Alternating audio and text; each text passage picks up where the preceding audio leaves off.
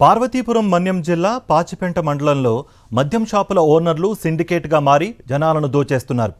ప్రతి మద్యం సీసాపై 10 రూపాయలు అదనంగా వసూలు చేస్తున్నారని కొనుగోలుదారులు వాపోతున్నారు.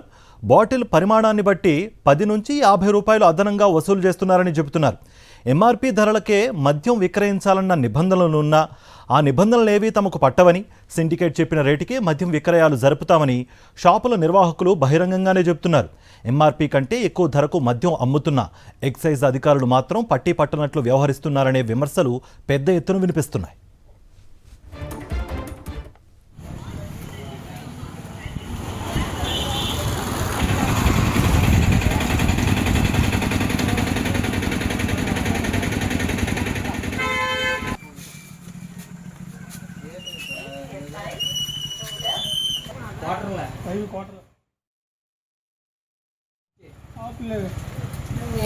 మాట్లాడు చూడు